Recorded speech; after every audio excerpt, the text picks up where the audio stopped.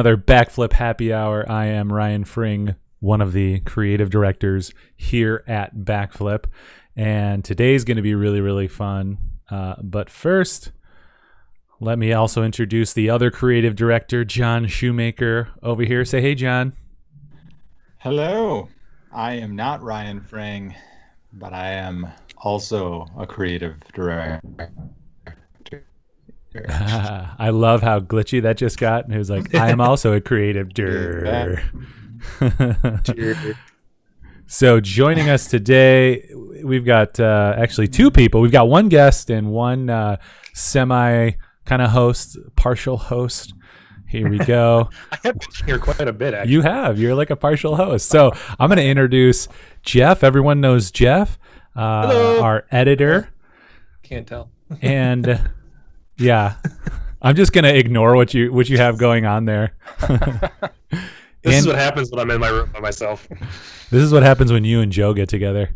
This is very true. And yeah, we've got, hey down there. Hey. You're over here, aren't you? We've got Joe Fulton, our guest for today, Emmy nominated editor and longtime, can I say like a schoolyard friend to Jeff Bell? Classroom friend, yeah. Classroom friend? Yeah. We he and Julio and myself were all friends down at the schoolyard. So Awesome. Well, thank you for joining us, Joe. We have been talking a little and trying not to talk very much. So for those that don't know you, I'd love to get kind of the intro. Like, who are you? What do you do? Yeah, well, as you said, I met Jeff when we were both in second grade. We were both in the same classroom, and I think we met because, Jeff will confirm this, our teacher, we were going to an assembly in second grade, and our teacher said, everyone be quiet, and those who are quiet can go or whatever, and we were the only two that were quiet. Yep. So we were able to go to the assembly, and everyone else was like punished for not going to see whatever. She actually pointed out, she's like, guys, you see how Jeff and Joe listen and are doing what I asked? Do what they're doing. Jeff, Joe, you guys can go to the assembly. Also, you're probably like, oh, thanks, teacher. Now we're going to get picked on. Right. And I'm pretty positive we went and go see, I think they were showing, what is that, the Grinch night, like the Halloween, the Grinch cartoon. Some entertainment thing. Yeah. We got rewarded. And so anyway, we were basically like, I guess we should be friends. Yep. All because we need to be quiet. Yeah, we know when to talk and when to shut up. I've got so I don't have that ability anymore. Yeah, we were friends, and we grew up in the same town and went to the same high school, and we stayed friends now, still. And I now live out in Los Angeles, and I work on mainly TV shows as an editor, and it's going great. That's awesome. No big deal. Now I'm out in California, cutting TV shows. Yeah, it's pretty cool. I mean, Jeff and I, obviously we're friends since second grade, but like we did bond because we had developed similar interests. In middle school, like I found a camcorder in my parents' basement, and like we started creating, as kids do, everyone will do it from time to time, but then like it just became like an every weekend thing. We were like, we're making a movie, we're making a TV show. Mm-hmm. And eventually we, in like middle school or high school, we started editing, and I think both of us were like, this editing is like really the fun part of this movie making. I know Jeff really likes to write and stuff, and I tried to write and I'm terrible at it, so Jeff still does some of that from time to time. It's okay, don't tell my bosses I'm terrible at editing. Yeah, you're a part-time. Yeah. So I think it's kind of funny how we both now are just editors. I mean, not just editors. I know Jeff does. And I believe also editing is the last rewrite. So I guess I'm sort of a writer in my own way at the very end of the project. So, we've been best friends for bleeped out number of years. As we said before, we've been friends long enough that our years together can drink legally. We'll leave it at that. Yeah, that's okay. I feel like most of our audience is going to be at our age, or around our age, so they understand, the importance of going far back like this. Can drink legally a 9-year-old child. Well, actually, probably older than that, technically. either that, or there's probably also a few middle schoolers on the stream. Oh, yes. You had asked before if we had any gotcha questions. I don't have any gotcha questions, but I was wondering if you or Jeff, maybe Jeff, you can find any of that early stuff that you've done, shoot it to me. I'll get it queued up. We'll do a little show and tell later if you can find any of it. That'd be amazing. I have stuff digitized. I have a ton of it digitized. Yeah. Are you going to do the one with the 2 things? Is that the one you're going to send him? I don't want to give it away. I could send that one. Yeah. And See, it's in the middle. We know exactly what See we're if you talking can tell him the point in it where we could start it. It's like right in the middle. See, we already know I know exactly what. We don't want to get down this road too much, but I guess we could before we play that thing. I'll preface exactly what it is. But I mean, Jeff and I made a whole catalog of things. Yes. We made sitcoms. We made tons of music videos. We made a talk show. It was just the two of us too. I mean, this camcorder we had, it wasn't even a camcorder really. It was. It was a body of like a lens. And it had a cable that would attach to the VCR, and you had to put the tape in the VCR and record on that. So it wasn't mobile. It was, this angle in my parents' basement is the living room, and this angle is the driving in a car, and this angle is the bar they went to or whatever, or the restaurant. Even down to the point where, like, years later, when we actually more with an actual camera, which the one I'm getting up, Joe, that's the one we filmed with the actual camera, right? Are we thinking the same run? Oh yeah, I guess because it does go to some other locations. Yeah. So then years later we matured into a camera that could go anywhere, and we still filmed it. We made action movies. We made and then the funny part was we did go to the same elementary school, but we ended up going to different middle schools, and then to the same high school. And it was in middle school when we started to make videos for school projects. I have to do a book report, but can I do a video? And surprisingly, like, all my teachers always said yes. And of course, I would help Jeff with his, and he would help me with mine. And by the time we got into middle school, or high school, I'm sorry, by the time we got into high school, I had people coming up to me like, "Aren't you the guy from Jeff's videos?" Jeff had guys coming to him. Aren't you the guy from Joe's video? we both had new friends in high school because of them seeing us in each other's videos. So it's like they came up knowing who we were. Yeah, but the one that we started with and we ended with was this thing I'm sure you're going to show soon. And Jeff was like, "There's this old TV show from the 60s called The Odd Couple, and it's just 2 guys that live in an apartment together, and it's like, well, we're 2 guys, so we should do that. We should remake that." And so we said, well, it's The Strange Couple. Yep. Because we weren't very creative with our names. Yeah.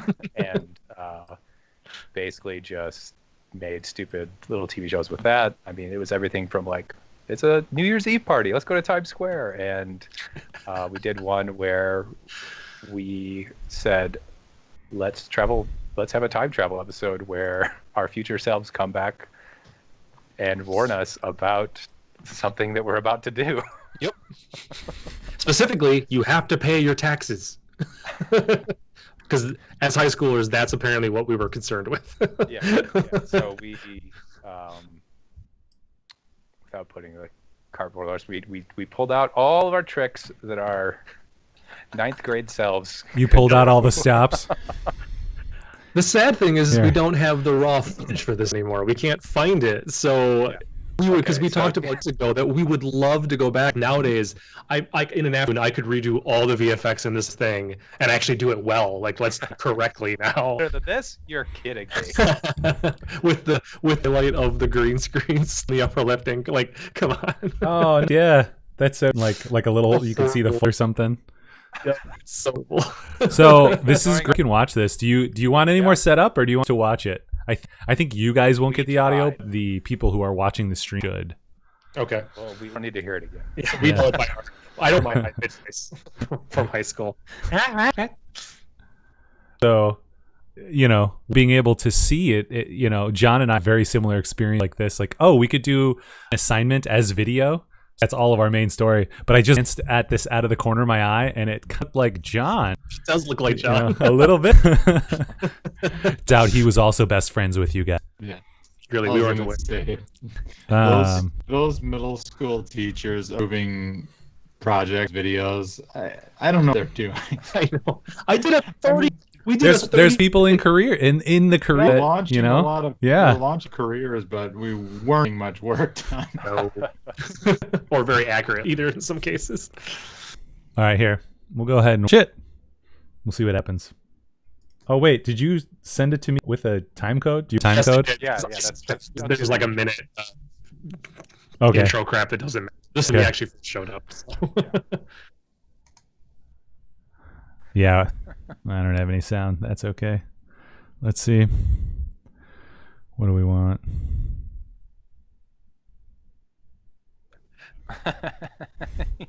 I don't really think Okay. you need this out. You can see the Can you production reenact value it for that's us? What is it, future self? Tell me. here. What? Yeah, You I'm must you from the future. You got in about an hour. You got to eat the nastiest burrito of all time. Oh, gross. Oh, we do have the audio. It's playing now. Oh. It's, Hey, where did I find this actor? by the way, this feels like a very Jeff sort of script right here. Just it's me. Who me? You? Like I feel like I've seen people do this before. All right, let's see. Oh, it's so bad. Yeah. Yeah. Figure out the audio. Yeah, they don't have audio, but able to get it if I do this. So and see, like we thought we were so close. We went out, I think, to like a craft store, and we bought a construct. Oh no, we went to Office Max. We bought construct paper, like used for a project that was like neon colors, because we're like, well, it's got to be like a blue or like a bright color that we can keep. And we ended up using a blue sheet, which wasn't quite blue anymore. This one we were using. You can see the pink. Like we're using a neon pink piece of like construction paper as our blue bad key. yeah, play. That's all. But I just we were go like, ahead. oh look, kind of see through. Like we're ghosts. We're just Valiant a attempt. part of the story, theoretically. All right. Also, can we please ignore the fact that I'm wearing mostly denim? This is where we get the nickname Denim Heartthrob. Yeah, Exactly. There's no way that anyone should ignore that fact. That's This looking back, you should bring it back. I wish I had that. I mean, it's just like a little mohawk in the front. It is. It is, and I have a creeper stash going on too. It's very, very thin, barely anything, but none of this lusciousness now. I Yeah. believe this was 12th grade, 9th grade also, Yeah. in case anyone's wondering why we were like the first 9th graders in history. Yeah, I'm pretty positive this is like 2002, 2003. That's what I was gonna say. So like 18 ago, that's about as much facial hair as I can grow. So that's what I look now. Here, you have some Yeah, audio. wait, you mean high school? You mean high schoolers aren't in their 30s? Yeah. I was watching Cobra Kai, and those kids are young, mid-20s. All right, do have audio. I don't know if you guys might have had it before, might not have it now. We'll see. People at home will at least get to see the gloriousness of this. I'm you, man. You're me? Yeah, man. Look at me, fat. Oh my god. Hair, glasses. I'm you, okay? I'm you in 2 weeks. I'm here to tell you something, man. Something really important. What do you want, man? No, I'm here to tell you that you have to pay your taxes. This is so bad, Your but I love it so much. money. Dude, I mean, this is so good, and I you go, love it. man. Dude, you're not me. You're not me. Also, you have an axe. for whatever reason. Just because that's where the. That was a heck of a move. Yeah. Oh, here's the greatest one. Here's the greatest one. Puts the card down. It would have been good if the key actually worked. That's so great, though. I guess the planning that and by the way, Something to do with like I mean, this was obviously edited, but money or something. most of our stuff was just done in camera with no editing, and then Yep. which is why when we got to the editing part, we were like, we like this. Is this a career we can have? But like that's like my foot on the left hand side. But like I'm actually pretty proud of the fact that we came up with these bits that like is what Hollywood actually kind of does. Come on, Grover. Body double. Also, I love very positive, Joe. That was you, and you didn't put my shirt on. You just put it on backwards, just so it had the arms. No, nothing like that. Slide out, Jeff. Slide out. Don't cross the line. Don't Yeah, cross so how the line. did you do this effect? Because you don't need a green screen since you're not doing anything. I guess we didn't know you could just drop. We thought you could only key. Yep. Okay. That's Okay. Like today we would have it. Right? Like, because what were we even using? Were we using like Windows Movie Maker or something like that? Like, we were using a very rudimentary Remember editor. the first version on the Microsoft computers of, I don't know if it was called Movie Maker. I think something else, but it was like, the father Movie Maker. Windows MN for video. Yeah, something ridiculous like that. It's like the most rudimentary. They expect you to be making this slideshow, like just putting clips from your camera together, and like that's it. They don't expect you to do anything fancy like this. They have actually just been editing some other thing, and then it was like, what is key? We're like, oh, key. We could do chroma key? Let's do a title episode. Because that's where my head goes. We can do chroma key. Let's do a time travel episode. We have a visitor up here. A little extra for the stream. Yeah, that we do.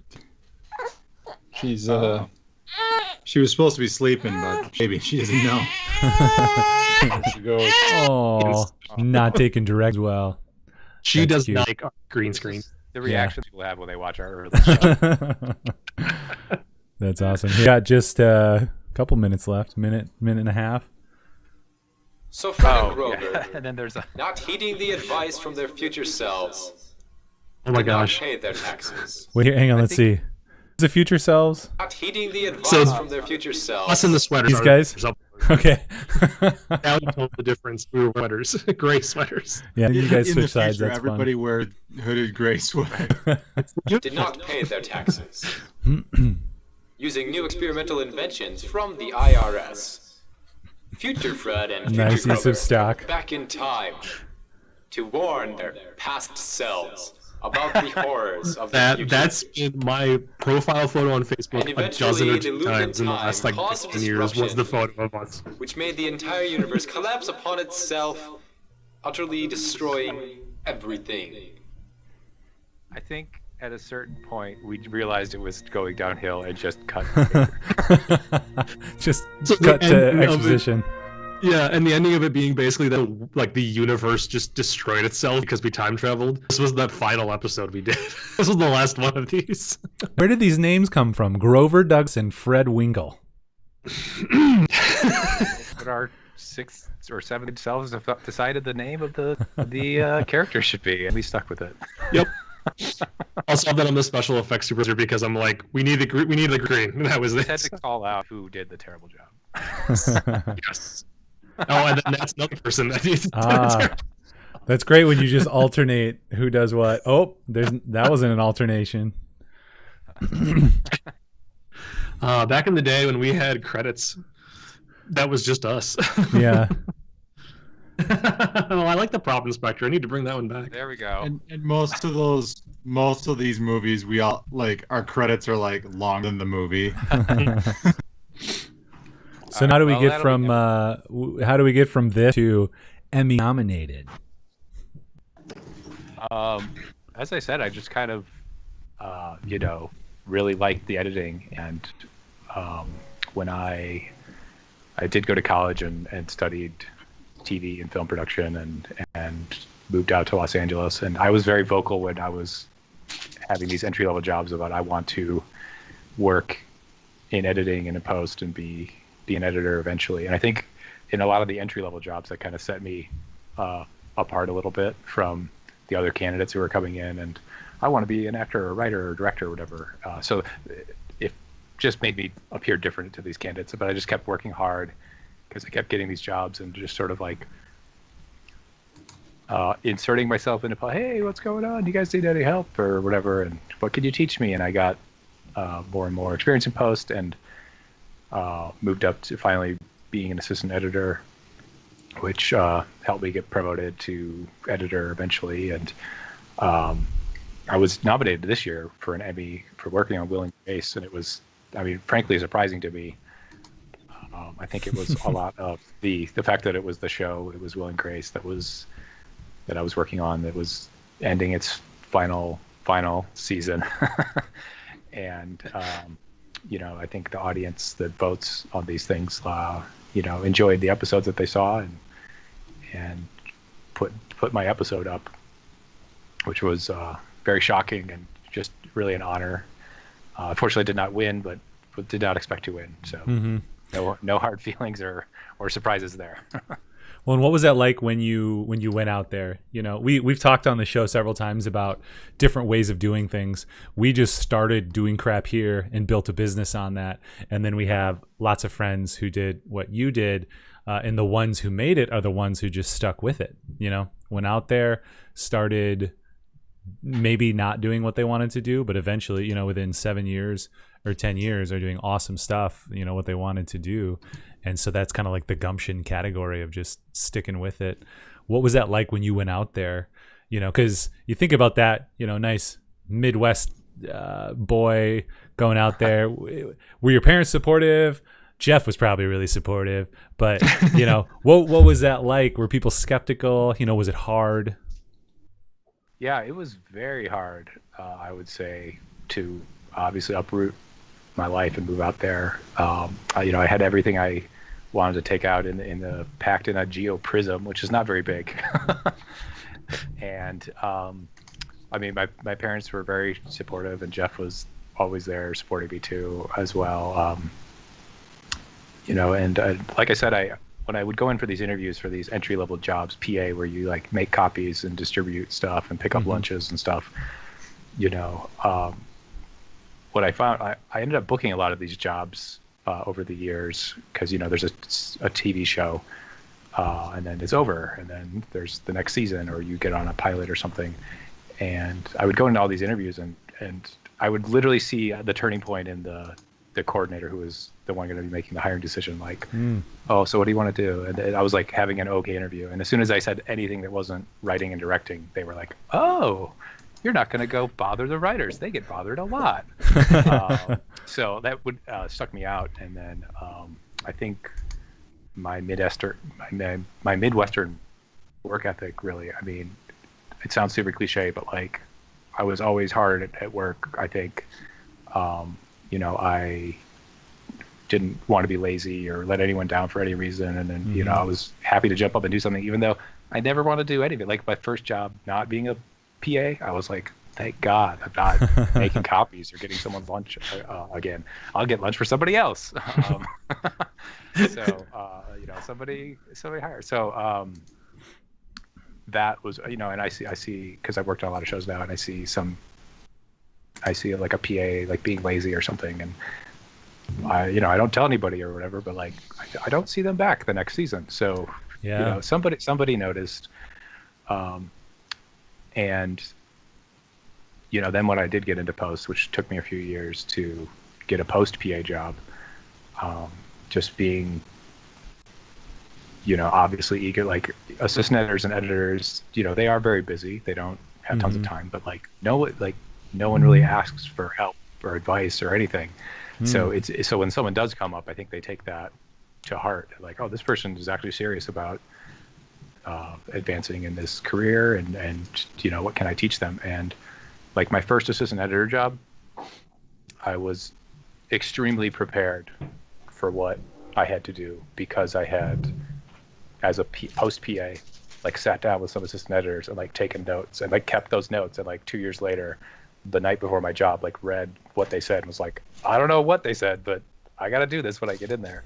And then there obviously is in editing today, it's a lot of software knowledge and computer knowledge because, you know, in the old days with film or if you were cutting on like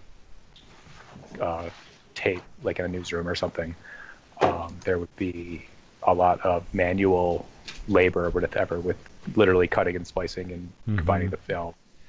And the assistant editor, I think, would be a lot, or in those film days, was a lot more hands-on and like literally learning the craft of the editing because they're doing it with the editor. You know, oh, this is a second or whatever, and like getting a feel for like the length of the footage. Today's assistant editor job is a lot like a data wrangler and a media manager because you're making sure that all the files are online on the computer and getting the footage downloaded or exported or whatever it has to be, and you're not actually in there doing the editing, you know, or assisting with the editing. You're assisting with the organization of the editing. So, yeah, you're prepping. Right.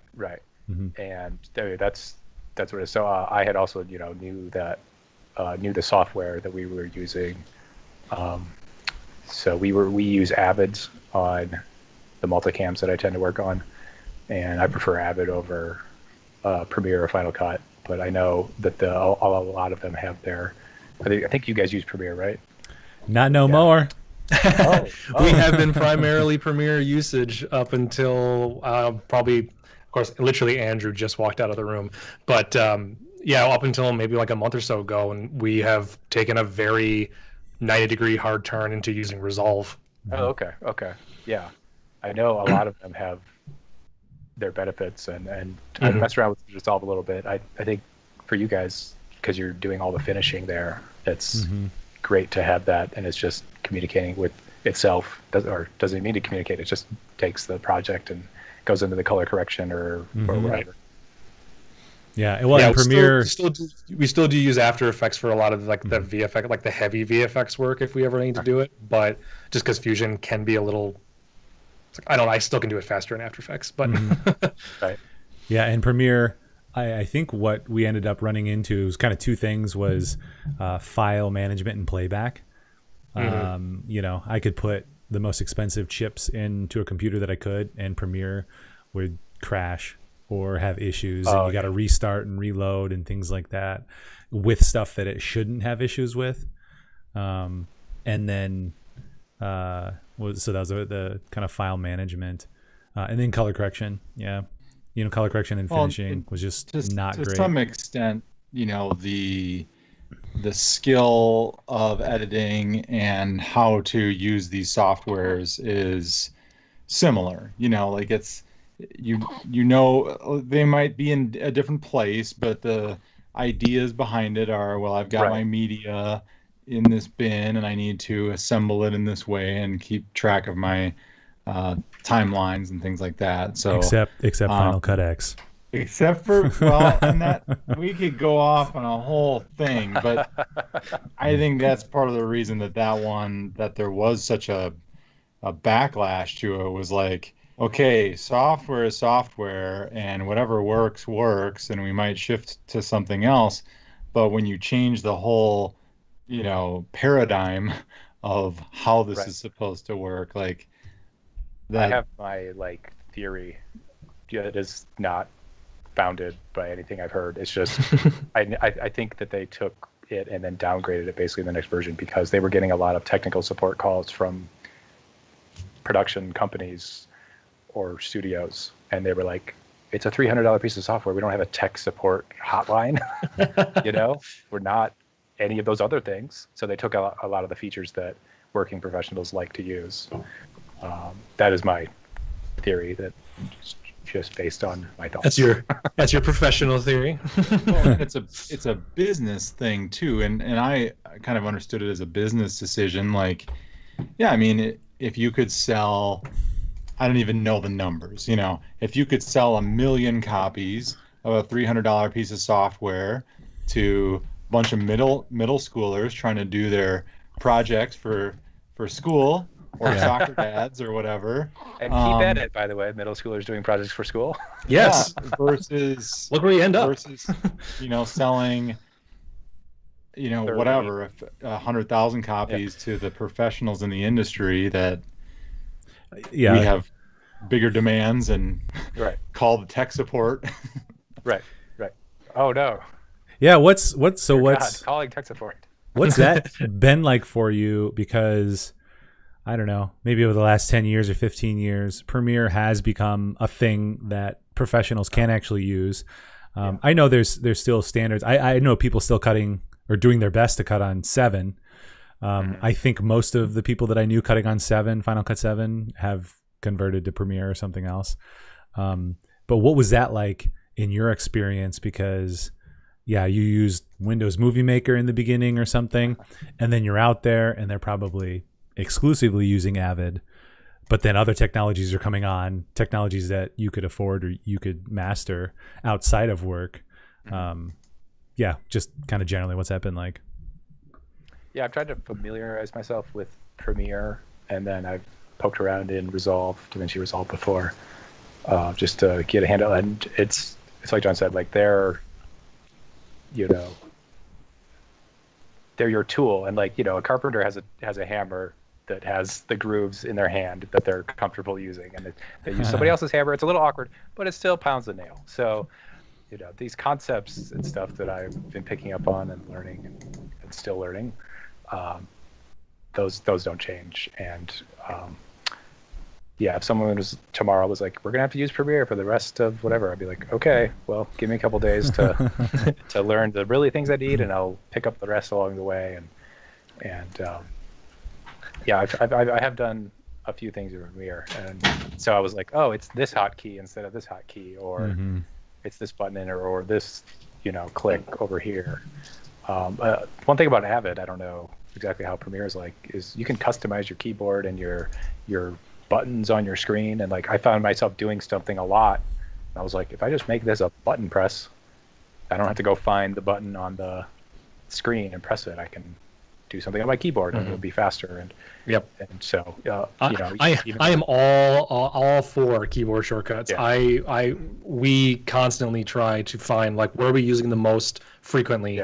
What is what am I always doing? And okay, so if I have to do this keyboard shortcut to give me this tool, but then just to cut this and then manually click this to get rid of it, why can't I there's got to be a keyboard shortcut that I can do to do all those steps in just one, swoop. And like little things like that, like I'll find it. I know it saves all of, 3 or 4 seconds, but that adds up. It adds up very quickly. You do that 200 times a day. Exactly. Yeah. Well, and most of the tools are going to have keyboard shortcuts, but then where the rubber meets the road or the hammer meets the edit suite is when I don't know what you're doing with a hammer by your computer anyway, but I worked when I interned way back when, kind of as a PA on set, but then as kind of like an assistant to the editor in the office, and they were on an Avid system, and really like the huge gap between the consumer or even prosumer and then bigger systems are just like not just keyboard customization, but the customization of like how you're rendering and what parts of the computer you're actually using. Like I want to use this much CPU and this much GPU, and then I wanted to do these things. That's kind of where I saw the bigger differences, and then that's where we started. That's why we've been changing a little bit, because we're running into problems with like, well, I don't have access to the settings, these more technical settings, and at the end of the day, then that just slows you down. When you're trying to edit and you're kind of getting in the groove, and you have to stop because things are freezing up, and that's not good for the craft. So we do have a question from Aaron Williams. He says, "What's up, bishes?" Hey, Aaron. Let's see. I suppose that's a question. Did you guys go to school with Aaron? Was he a Janesville guy? I don't remember. Sorry, Aaron. I don't remember your life history. We started working with Aaron on the earliest Madison 48's. The first one that was done in Madison, actually, the 48-hour Film Fest. Yeah, 07. Oh, 07, yeah. That was House Call. Holy cow! Yeah. Yeah, we did the very first, I mean, we did the first like 6-7 years. Or at least I personally did. Joe, you helped with that one. Was that the one you edited? Yeah. Was House Call? Excuse me. That was the one I edited. That's right. That was a fun project. Yeah. That's out there on the internet somewhere. Oh, yeah? Oh, boy. Time for show and tell.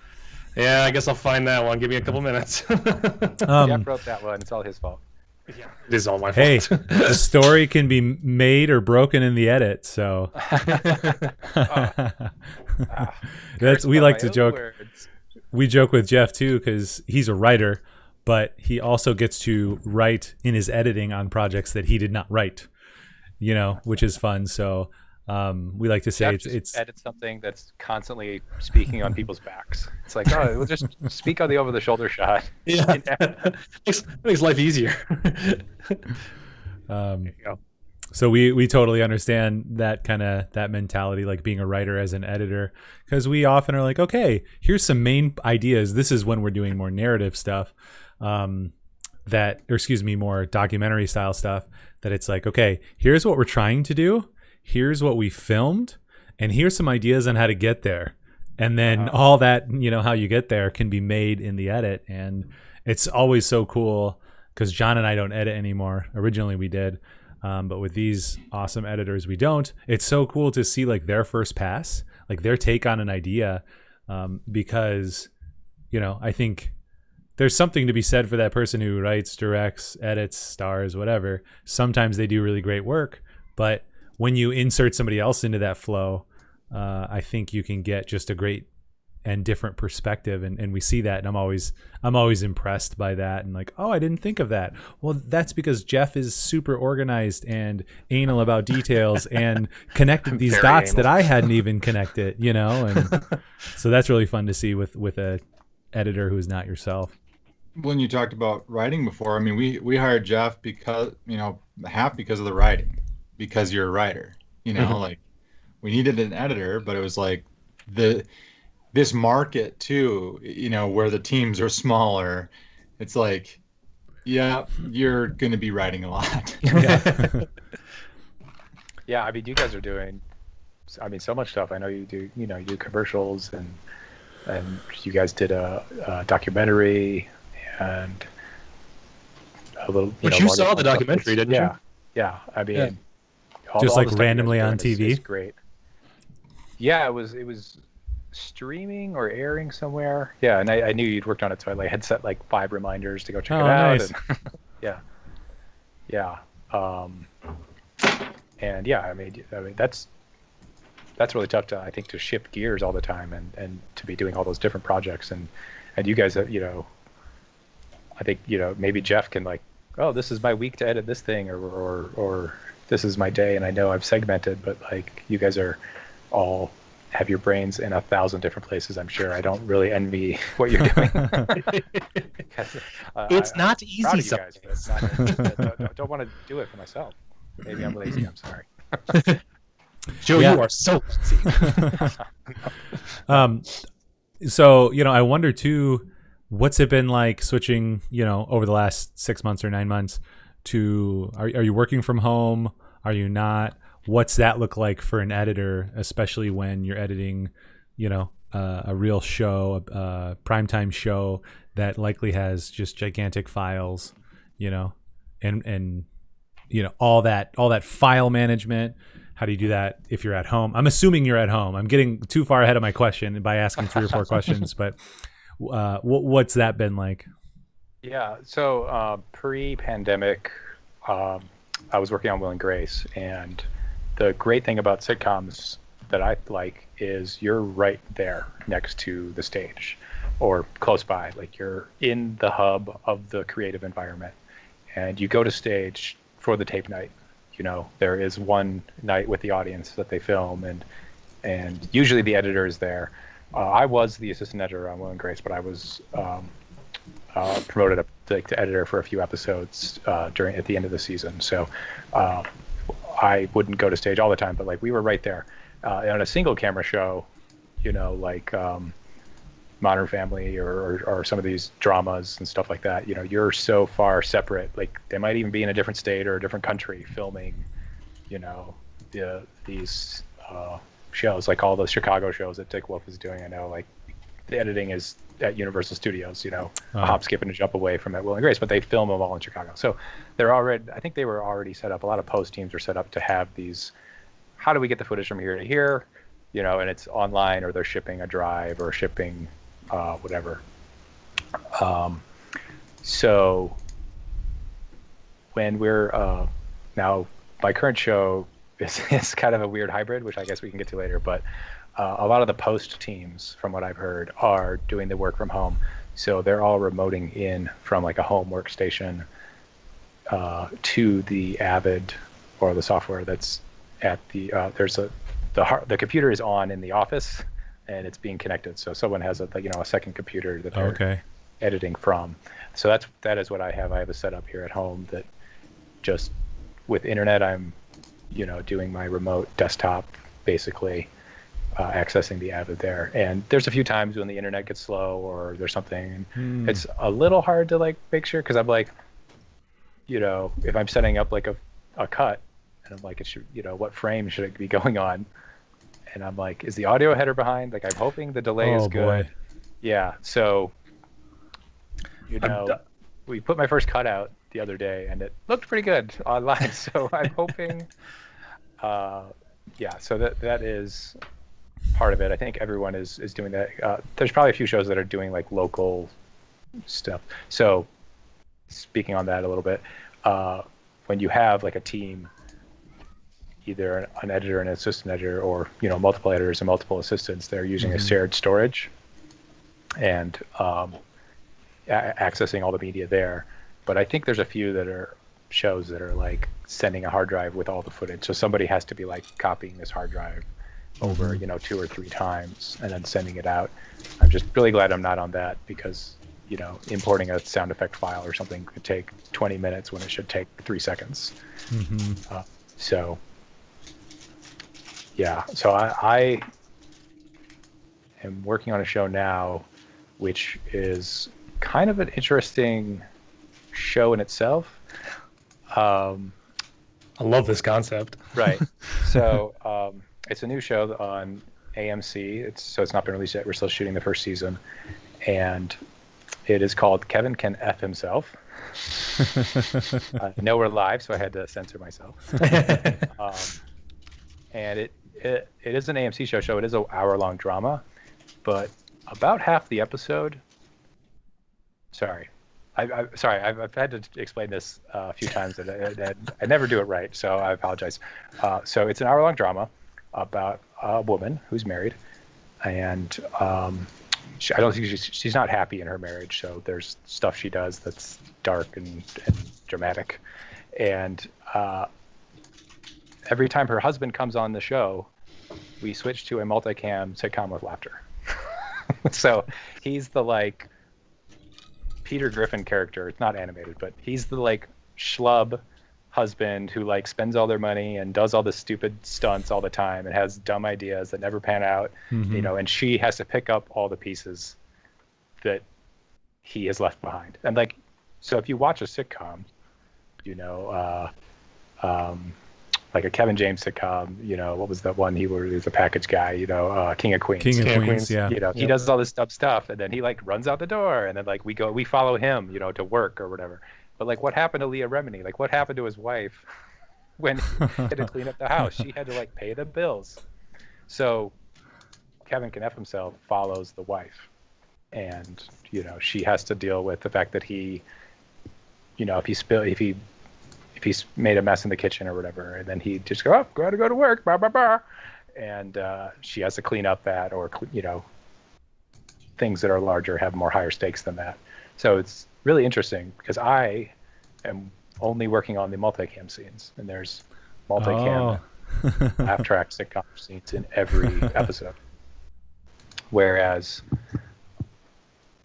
the rest of the editors on the staff are all doing a traditional single camera setup where you do 1, you do 2, and you do 3, and then you do 4, you do 5, you do 6. So they're editing half of the episode as well, but they're doing the other half.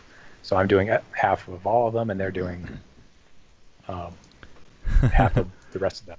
It's very interesting. So it's provided a little bit more challenges because of the COVID environment and the work from home environment and communication. You can't just go like knock on someone's door and say, you know, what do you think of this, or let me show you something. So what? So would So you say cool. 1, 2, 3, 4? Is that just the different parts of the episode? Oh, sorry.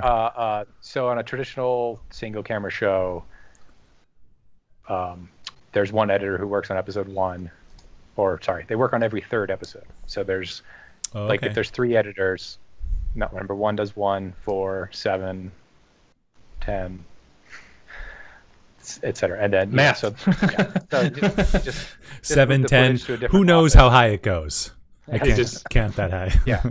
So I have, you know, any given day I have 3 different editors asking me, where's this scene, or what's happening with this, or I'm asking them, what's going on with this, you know? So I mean, we're dealing with it. Excuse me. And it's fine. And then, as I was saying earlier, usually on multicam shows, the editor is generally at the set, which, you know, some editors like and some editors don't like, but they're usually there and sort of editing the episode in their head while they're watching the quad split, as you can see on your screen right now. Like imagine, well, never more. Yeah, sorry. You know, there's the 4 cameras on the multicam stage filming close-ups and wides and all different coverage at the same time. Whereas in a single camera show, you would go and do 4 different setups and do like 3 or 4 takes and then move to the next setup. So we're going to do 3 or 4 takes and get all 4 cameras at the same time, and we'll shift cameras and do a second pass for later takes to get the close-up we didn't get or something. But directors and the producers generally like the editor to be on stage just to go, oh, I don't have that. You need to get me that before we move on to the next scene. Because it is hard and it takes a little practice to watch a quad split and know that you're going to get all the pieces you need. So they've actually brought me to stage a few times, which is in Boston, which is on the other side of the country. So it's been interesting traveling, and they're doing a really good job out there with the procedures for making sure it's a safe work environment, and we're getting tested like all the time. And you know, you can't talk to the actor. Well, you can talk to them, but you have to be a far way away. And you can't go on the set and just touch everything, and the props and the food and all that. Yeah, Can't sneeze. Just Can't go and sneeze just all be like, over. you can't just go steal the couch. Whereas before you could. yeah. So they're not doing that remote, because I feel like that could be something, you know, obviously being there is going to be better for the dynamic and the back and forth. But I have seen remote directing and, you know, a lot of remote stuff, remote agency, like trying to limit the people on set. So you're going to have a feed to the agency. You're going to have a feed to the director even, which to me is crazy. But have they done any of that? Have you participated in any of that where they're like, yeah, we want you on stage. Here's a link. Tune in. No, I have not done that. I don't know if they have that set up, but they also have an editing suite out there for me, so I can pop in and like edit something if they're wondering, not necessarily something that they just shot, but if I'm working on like the previous episode or something like that. So I think they're glad to have me out there. Yeah, I'll have to ask them if I could just remote in. That might be something. Yeah. So we kind of talked a little bit about it before, but like you're going out to you went out to LA, right? That's where it was, and then starting as like a PA and working your way up. Did you learn how to edit a primetime show as an assistant editor, you know, and as an assistant to an editor or something like that? Or is this a skill? I mean, obviously you've been kind of in the filmmaking headspace since middle school, and maybe even before that, but did you go to school for it? What, you know, how, take me through that story. Yeah, when I did go to college, I knew I wanted to study editing, and so I looked at schools that had filmmaking and TV making, and so I studied radio and TV at a school down in Peoria, Illinois, called Bradley University, and I went there because they had the professor who was in charge of all the radio and TV. He was just in charge of the TV production part of it. He had worked in LA. He had worked as an editor, and he had moved back to the Midwest, and he was the craziest character you've ever met in your entire life. We did like a little campus visit, and my dad was like, "You have to go study with the cowboy." He didn't wear a cowboy hat, but he always wore boots and like black jeans, and he had a bandana. And Still a cowboy. Bob Jacobs, and he had won a regional Emmy for editing a bunch of news packs down there. He had some really nice news things that they showed on a local NBC station, and I learned a lot from him and the other professors there, because I was going in and I was like, do all the editing classes. Sign me up for every editing class, and a lot of my classmates were taking like the news production because they wanted to go and work, in the control room or at a news station. And I was like, I'll look into it, but like it's really not my jam. And yeah, so I was like the only person who never took that class, or there was like a series of like 3 or 4 classes you take over the years, and I was never in it. And they were like, "What's wrong with you, Joe? Are you not part of the team?" And I was like, "I don't want to do that. Like I want to focus on this class." So we did a lot of, or there was 3 or 4 editing classes as well that I advanced through the years. And when I did eventually move out to Los Angeles, like I said, I worked hard, and I think a lot of people when they're young and they move to LA, from a smaller town, you get the idea, whether someone tells you or it's in your head or both or whatever, like you're really good at what you do.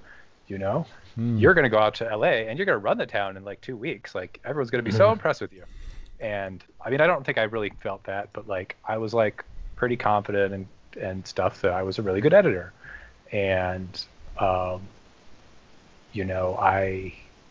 obviously it took me a few years to get into editing, but like one of the ways you move from being like an assistant editor to an editor is when you have some time, you cut a scene on your own.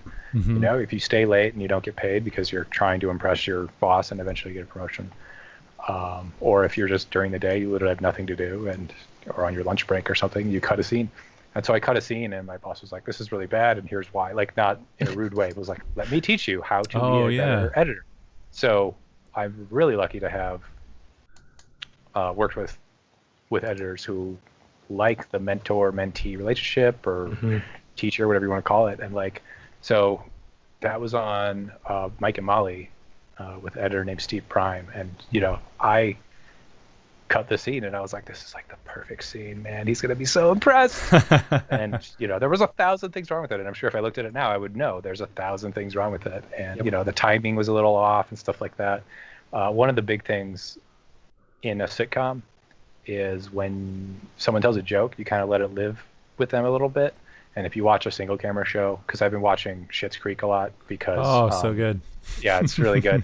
So I forgot to mention Annie Murphy from Schitt's Creek is the wife in the show I'm working on. So I've been kind of watching that because I was like, oh, she's won an Emmy for that. Like, let me see if it's good. Spoilers, it's really good. Yeah, it's so good. It's so good. So if you watch these single camera comedies, someone tells a joke and they usually cut to a reaction of the person that it's cutting or something. And that's that breath where you get that laugh as the audience member that you don't hear, that you hear in a sitcom. So that is a big difference if you really study a sitcom and a single camera, is like how long you let the comedian who's just told the joke, not the comedian, but the deliverer of that joke, how long you let it sit and rest with them. It's a huge part of it. And so because that first scene I cut, I was like, joke, reaction. And it took a lot to get me to understand that part of it. And it, it's something I do pick up on when I watch a lot of TV shows now, and it's just a different style of editing, and there was a lot of other problems, of course, I had along with that scene. But I learned, and I cut another scene, and I cut another scene, and eventually, Steve was like, "This is really good. I'm just going to put this in my cut." So I was like, "Well, I've learned a lot. I've learned something, and I don't know if he thinks it's good enough, or if it's really good, or better, or whatever." Because I was like, "Oh, I cut the scene, that you haven't cut yet. I did the tag, the final scene," and he was like, "Oh, just put it at the end of my cut. That's good enough for me." So, and then the moral of the story is just do one really good cut and you'll be solidly golden for the rest of your career. yeah, that was still took me a while, but yes. Yeah, and then I worked on Will and Grace, where similar things. I would cut a scene on my own, and oh, that's really bad. Why don't we fix it together, or something like that? And that was with a different editor named Peter Bate. And and then a really big part of, I think, any show is, of course, the gag reel, the blooper reel. And I think assistant editors cut the blooper reel a lot. That's really, at least in sitcoms, that's where they do that's really where they shine. A lot of editors are very hands-on, and a lot of editors are very hands-off on the blooper reel. They don't care to have anything to do with it, or they really invest in it a lot. Mm-hmm. And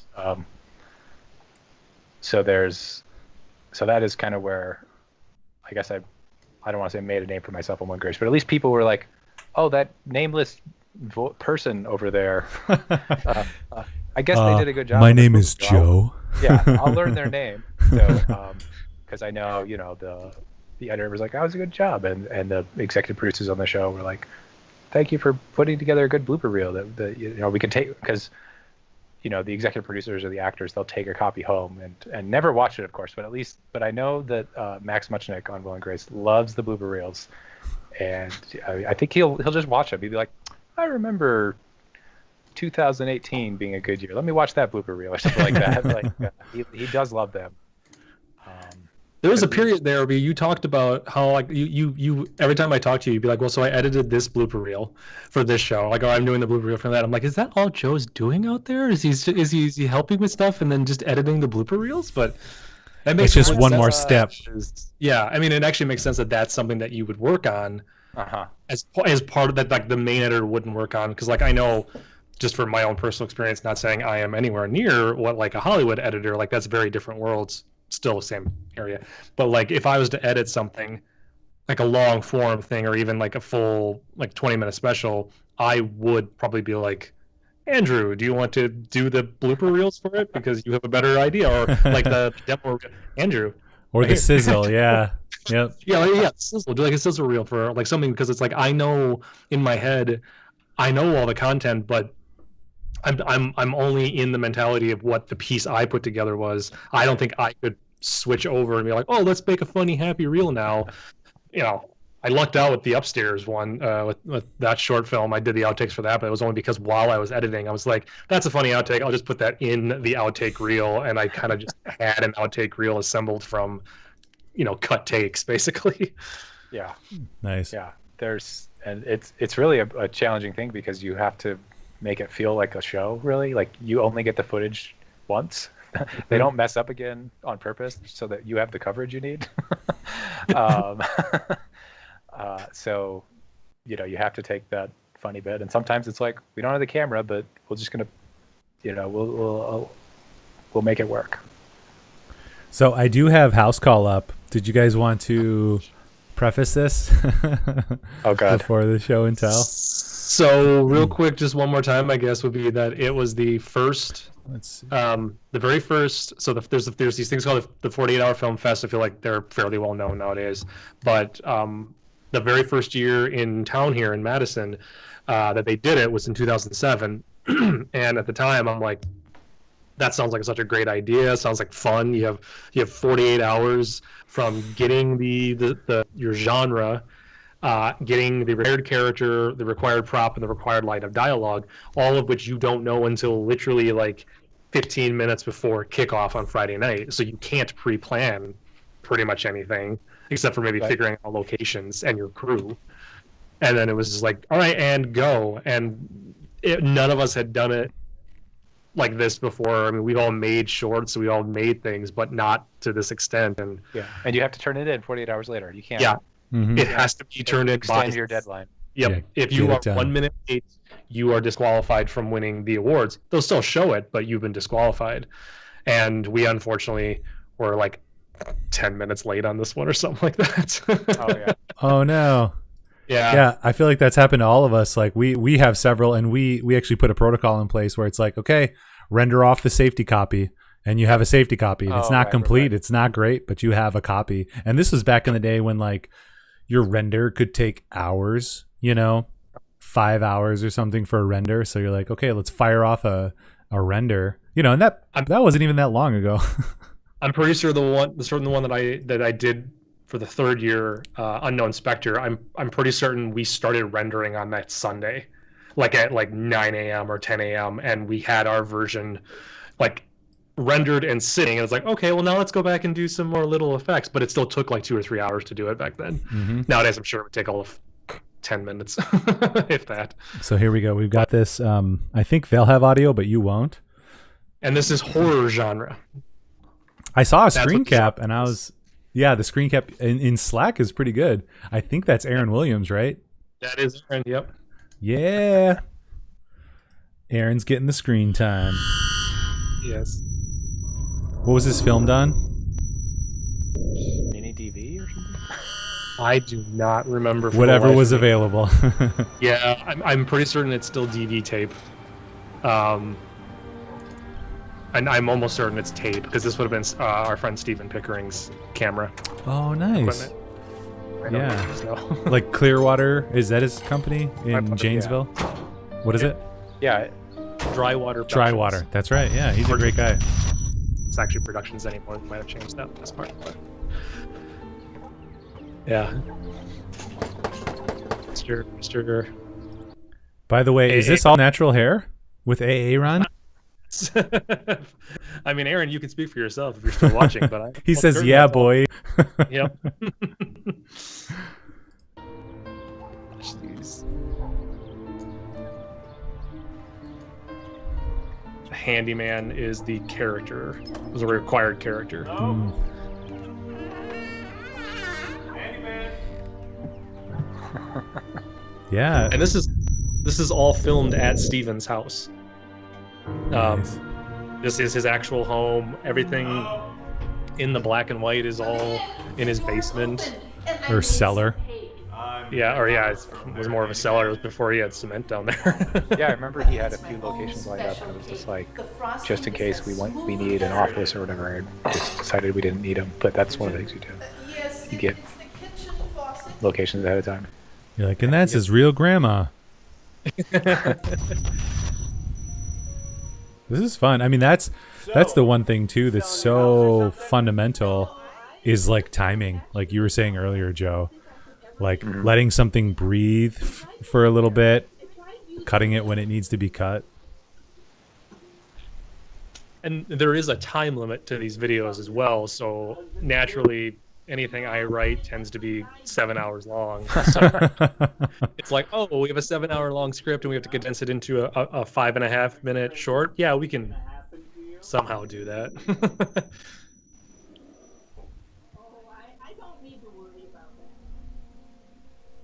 Yeah, it looks like everybody could have more facial hair when they were little than I can as an adult.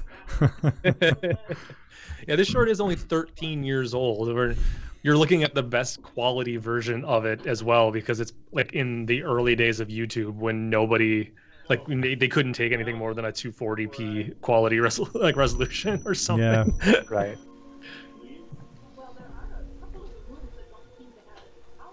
I haven't been listening, but just watching, like visually, this is great. Uh-huh. I mean, I joked around that it's terrible, but it's actually really good, I think. I mean, I'm pretty proud of it. I do have a copy somewhere that I do watch from time to time. Nice.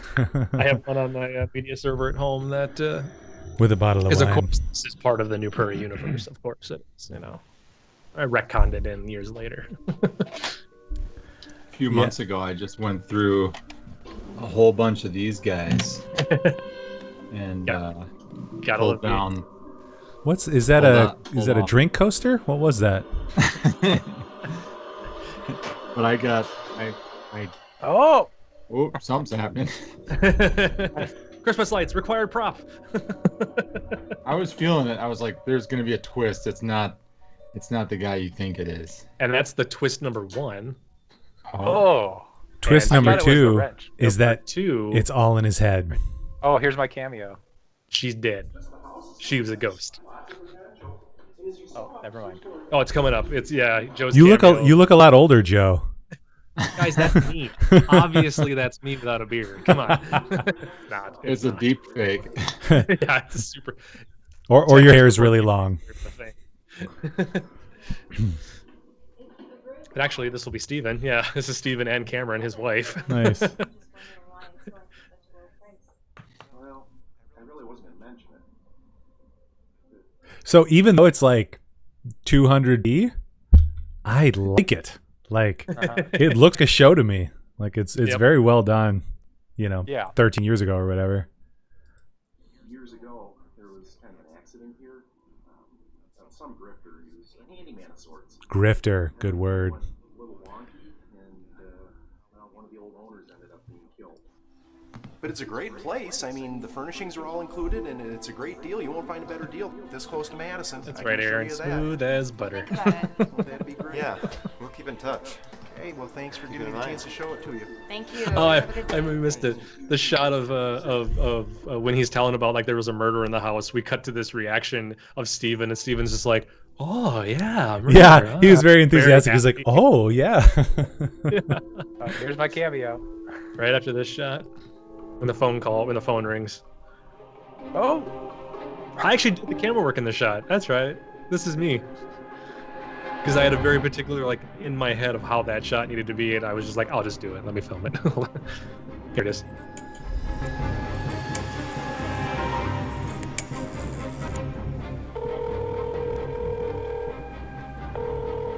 Jim, boss, Jim. I need Yep. some to come out and check my leaky faucet. Jim's Fawcett, this is Jim. Oh my god.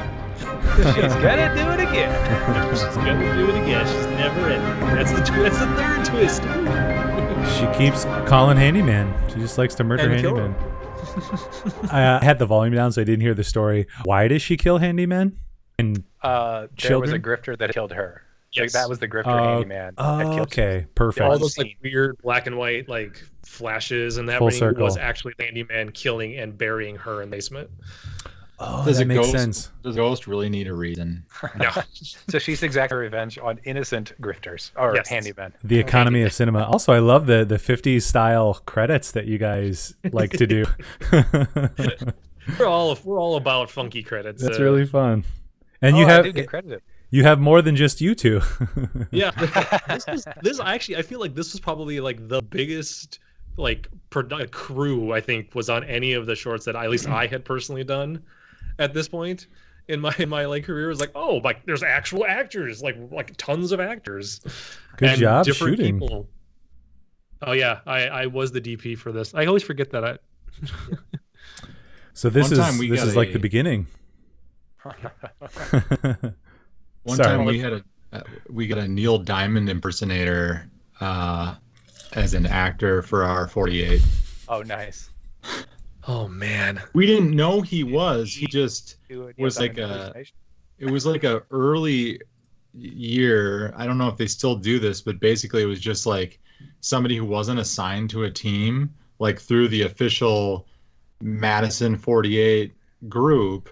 It was like, hey, these people are looking for teams or whatever, and it was just like, and there he was, and he came, and then as we got to know him, we got to know that he was a Neil Diamond impersonator. Okay, so Ryan, I see what you're pointing out. I think we might have had mac and cheese, and that might have been a purposeful misspelling. I'm sure everything in here is purposeful. Also, you notice that nothing has really changed. There's 3 different pizza places that were sponsors. That's how we run it still. Yeah. That's fun. Were you? Oh, yeah, the speakeasy. So that was one of the other places that we Joe had. was the voice of Jim. Were you in this, Jeff, or not? No, I actually am completely absent of this one. I'm not any of like the dead handyman or anything because I was controlling the camera and doing all the shots the entire time. So like funny. I was too busy to actually be in the piece. That's awesome. So we got a little bit more time left. It's about 1:15. I do want to get to know you, Joe, intimately, remotely.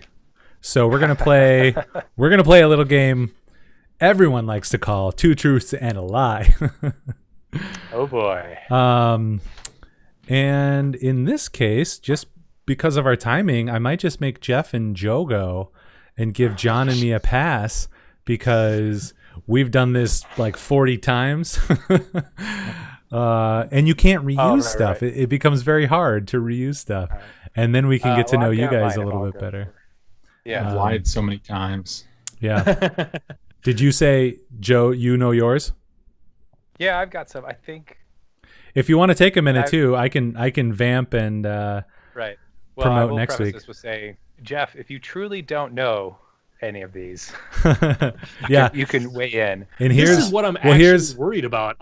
I'm worried about this is the hinge of our relationship. I want to save you for last, Joe. So I want Jeff to go first. Okay. And oh my goodness, you're making me think of 2 other things real quick. Oh, yeah, just write it down. We'll do a quick vamp.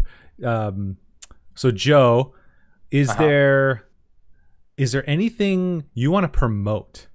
Yeah, I did talk about my new show, which I don't even have an air date. It's coming out next year. Kevin can have himself, but I did edit a short film last year called Alexa. Oh. And we're actually premiering like in a week. So I have written down. It's about an Alexa, and maybe you don't want Alexa around all the time. We'll see. The website is alexaknowsall.com, and the Instagram is Alexa the Short Film, and it has Jonathan Sadowski in it, who was on Bleep My Dad Says, the William Shatner TV show on CBS a few years ago, and he was in Young and Hungry more recently, and he's a great actor. Yeah, there you go. So 7 days, alexaknowsall.com. Nice. And so we had this all ready to go. It actually was at a film festival in Utah in January or February, and we were I was like getting my outfit ready for the Los Angeles premiere at a film festival out here, and it was like, COVID has closed all things, and so it was in March, and so the whole cast was going to be there, Q&A and everything. So we actually now are doing we did a remote Q&A.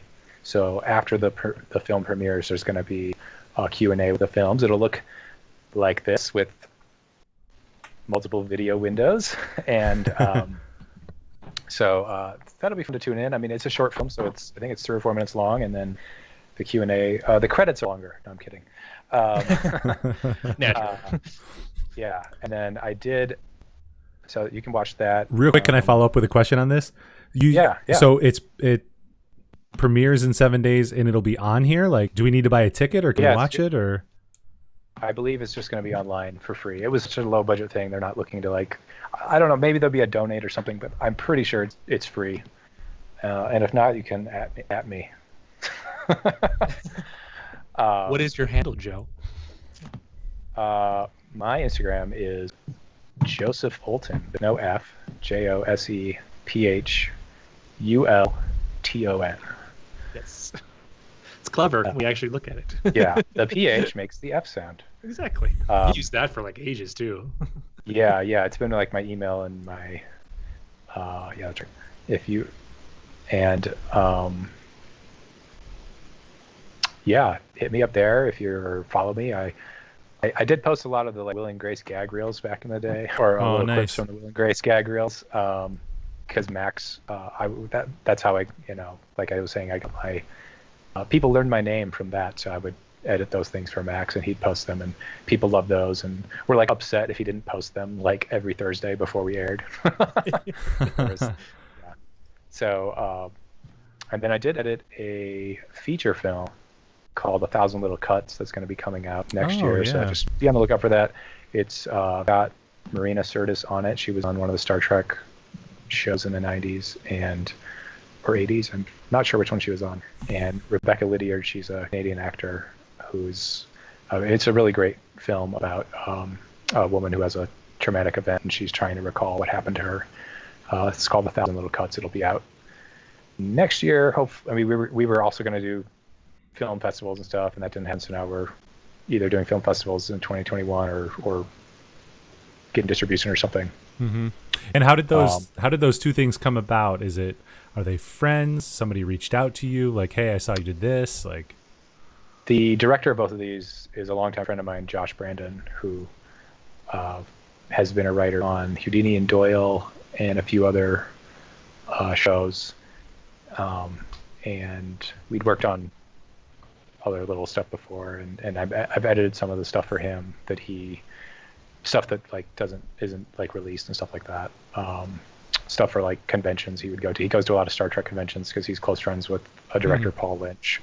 So I edited some like behind the scenes videos. Like I have this great video of a behind the scenes from Star Trek TNG, like with the sets and stuff, and then we edited that down to like a 2-minute thing that Paul would show at a Star Trek convention. So I met him, and he liked working with me and trusted me with his feature film, which was great. So Alexa will come out next week, I guess, about 7 days, which is great. 7 days. It's really seven, and yeah, it's really funny and also prescient. Oh, I can say that was too big of a word. yeah, I don't even know if I'm using it correctly, but it is prescient. But it's 100% prescient. Cool. All right, Jeff, are you ready? I'm ready. Because Joe was born ready. All right, so we'll also do this. So Jeff will give his 2 truths and a lie in any order. Our goal is to guess which one is the lie. And John and I will go first because you guys have known each other forever. So you're going to have the edge on us. So it's true. We'll save you for the last. All right. What do you got for us, Jeff? Okay, here we go. Number 1, despite my absolute love of classic movies, I have never seen Gone with the Wind all the way through.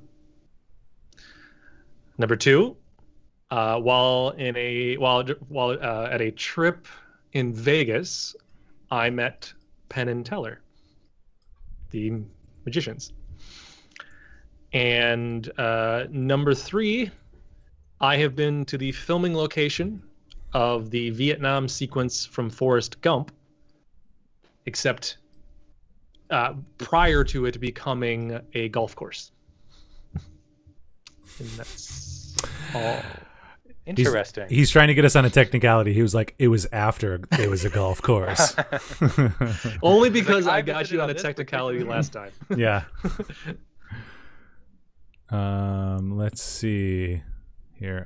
So never seen Gone with the Wind. I met Penn and Teller, and I've been to where they filmed the Forrest Gump Vietnam scenes. 2 truths and a lie. My camera needs to focus. All right, so John and I will go first, and then Joe, who knows the answer, will go last. Yes. What do you got, John?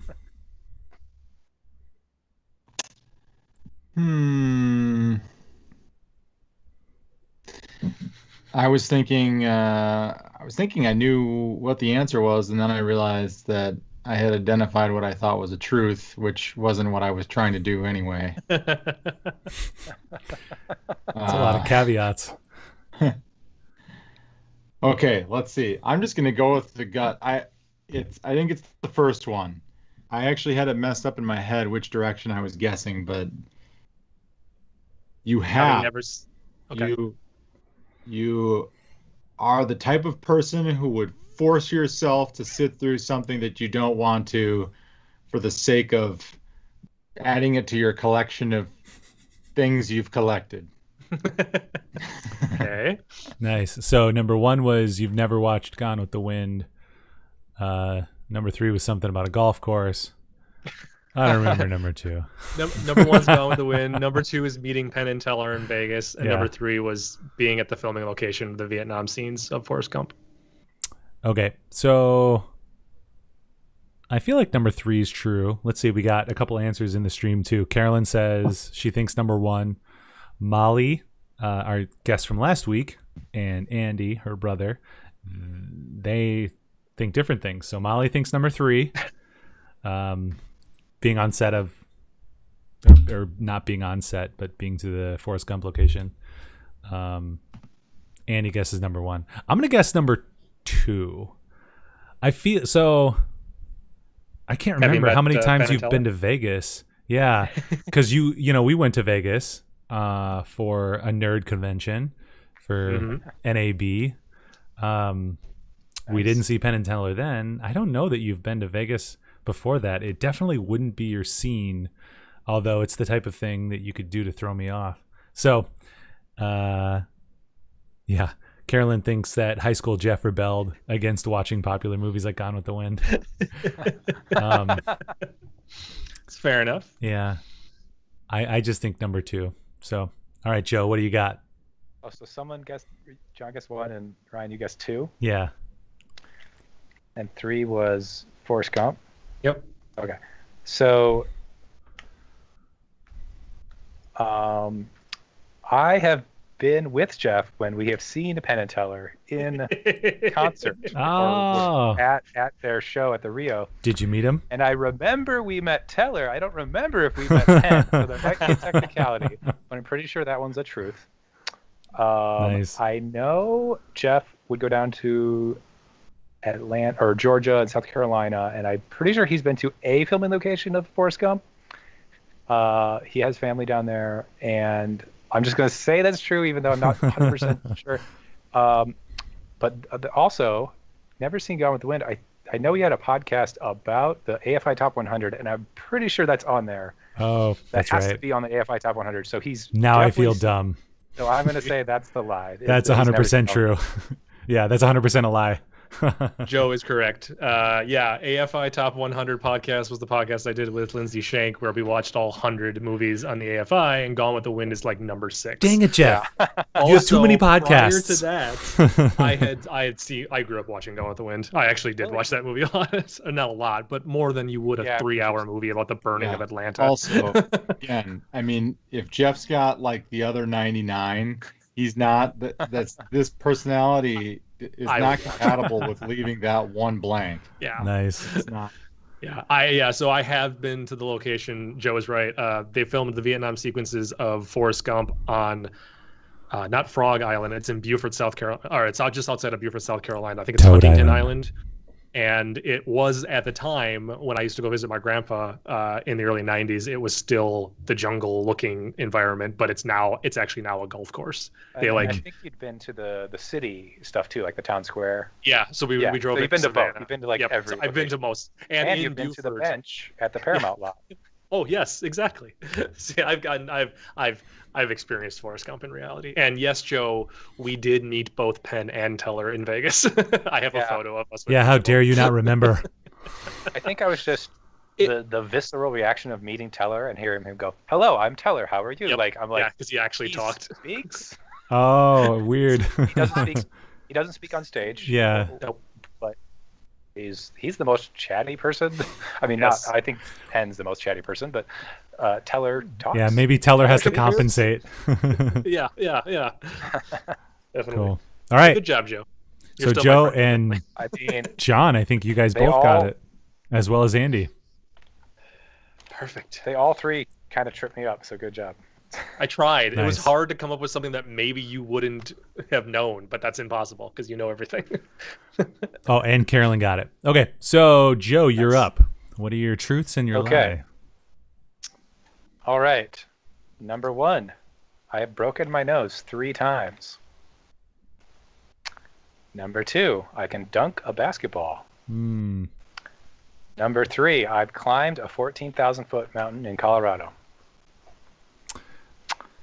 So I'll go first because John went first last time, and then we'll go John and then Jeff because Jeff's got a little more knowledge, inside knowledge. These are tough, though. I'm not going to lie, Joe. Yes, Carolyn, you did get the previous one right.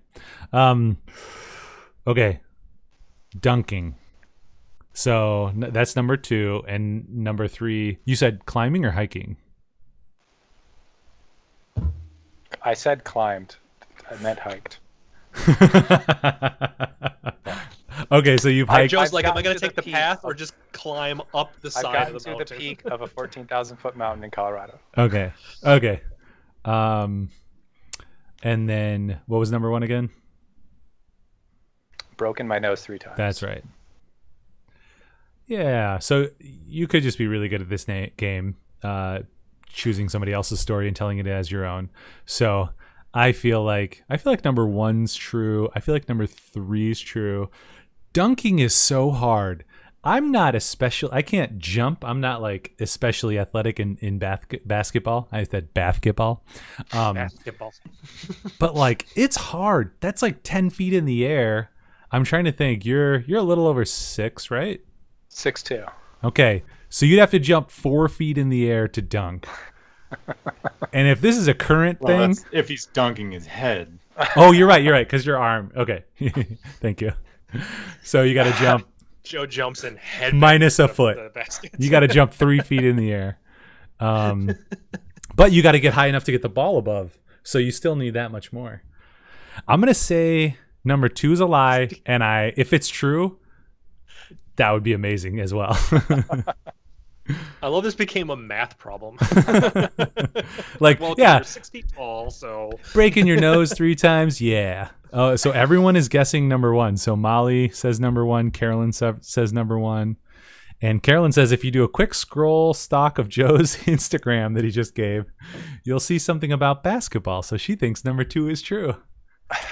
All right, I'm sticking with stalker. it. Number 2. Well, Let's see what that post is. since I don't cheat like Carolyn, It's just my research. predicament was I was gonna guess number 2, but I didn't want it to come across as an insult. But I feel like I could redeem myself by saying, yeah, I think you could hike 14,000 feet, but Yeah, Hundo P. dunking, not so much. Yeah, man, I'm in the same boat. Like, dunking is it's one of those things that like you kind of feel like, oh yeah, if you got a little height, you should be able to do it, but it's just not that straightforward. I'm gonna go with dunking. Nice. All right, Jeff, prove your friendship. We got 2 votes for number 2. You haven't broken your nose 3 times. I'm pretty confident. in You're that. just saying that? I'm just saying that. I think it's number 1. I'm pretty confident that you have not broken it 3 times He broke it trying to dunk. while I've on broken a it? 14,000. But only feet. twice, because the 3rd time he dunked. And that's when he realized that he didn't need to bang his head into the hoop. He actually could Yeah, have just his arm. Yes, I've only dunked twice and then broken my nose twice. No, Yeah, I think it's I'm gonna this I will feel horrible if I'm wrong, but I'm pretty certain you haven't broken your nose 3 times. you think I've broken it at all? I know you've broken it. Yeah. I know that much, but I don't think it's 3. It was 3. It was 3 times. Was it 3? Dang it! Yeah. Wah, wah, We wah. were like within a month, so it was like Oh, see, I just grouped them together. I think. remember the summer I had the nose cast? The Yeah. whole summer. Yeah, that's not okay. And it came So- from a sweet dunking story. Yeah. I mean, one time was in my front yard playing basketball. My brother tripped me on the way to the hoop, Ooh. and I slammed my nose into the pole, and it was not Oh. fun. Oh. Sorry to gross everybody out. No, So that's- viscerally, like I'm feeling it in my body. Yeah. So I used to be able to dunk a basketball. Nice. So we don't know if that's true anymore. The mountain, I once my cousin drove me to the highest paved road in North America, which is about 13,900 feet, and we walked up 100 feet and said, "Ha ha!" I hiked up. See, So that's what I was can't worried dunk about. anymore. I can't dunk anymore. Well played. Well played. Friendship I feel like over. Jeff would have gotten the lie about the dunking though. So I feel like I'm terrible at this game because everyone pretty much knew what it was, and Jeff just wanted to make it interesting by doing the other one. No, that was good. We had 2 people who guessed number 1. John is just really good at this game. He gets everything right. I guessed 2. Jeff guessed. You guessed 1 as well, and then Yeah, I got it. yeah. We all believed that you could hike up 14,000. It's just dunking is hard. Even when I lower it to like 8 feet, I still I guess jam it technically I can sometimes. dunk basketball on an 8-foot rim. There you go. Well, see, and that's what I was starting to think. I'm like, okay, are you being nitpicky? Are you going a Yeah. technicality route? Being like Oh, oh you yeah, I know. can dunk a basketball. I know you played basketball. I know you coached basketball. Like I know all that. But it's like did you actually like dunk a normal regulation size hoop? That's what I started wondering. If that's what you were referencing, or like like the basketball that you had in the pool at your yeah, parents' yeah. house. Like Maggie wanted me to show everyone the card that she made for me. Oh, nice. yeah, that's pretty. So you This said a is- flower or a dinosaur? I don't know. A dinosaur. Okay. It's me and her. I don't know which one is which, but he's very happy about it. COVID. Awesome. Well, Joe, thank you so much for joining us. Thank you for having me. I can't remember who came up with the idea, but Emily or John or somebody to have you on. I was like, oh my gosh, we got to have Joe on. So I definitely want to have you back on as well, because I feel like we're just For sure. barely scratching the surface, especially with you and Jeff being friends for so long. We didn't even Barely get touched into any of the anything. stories. I know. I know. Basketball stories too. We haven't. Happy Hour After Dark coming up next. Yes. That's Prepare. right. It's a 9-hour stream session. Let's go. Is there anything else? So we talked about the short film Alexa. So you can go to alexaknowsall.com. That's going to be awesome. We can see that premiere in 7 days. 1,000 little cuts, right? Yeah. So that'll be out That'll be sometime next next year. Jeff and actually Emily, let's write this down so that we make sure we promote that stuff when it comes out. And you're working on an AMC show. That's right. Kevin can F himself. Kevin can F himself, which Next sounds like week. a super unique thing. Cutting between drama and Oh my God, it's gonna be multicam great. sitcom. Yeah. Yeah. That'd be cool. Was there anything else you want to plug, or Jeff share, or anything? Not for me. Thank you so much for having me on. I can't wait to be back. Awesome. We will have you back, and we will talk more and show Yeah. more embarrassing videos. Oh no. Oh my gosh. Cue them up, Jeff. We haven't even gotten to the younger us stuff that And we could we probably won't. find. This is, oh my gosh, for you listening at home, you better get ready. We're going to get to the younger stuff. It's going to be awesome next time. I can't wait. Thank you, Joe, so much for coming on. Next week, for real this time, we do have Ashley Fulton coming on. She's a TV producer here in town. She's also president of American Advertising Federation Madison. No relation. What did I say? Also, Ashley Taylor? I Partly said her Ashley name- Fulton. there's Oh, no I'm relation sorry. 'cause her last Ashley name's Taylor. Ashley Taylor. Ashley There we go. Taylor. Her name is Ashley Taylor. She's going to be on next week. It's going to be awesome. No relation to Joe Fulton. Very different last Because they name. don't have the same last name. This is why we love live productions. So thanks again, Joe and Jeff and John. Everyone at home, thanks for tuning in. We'll see you next time. Bye. Bye. Everybody. Bye.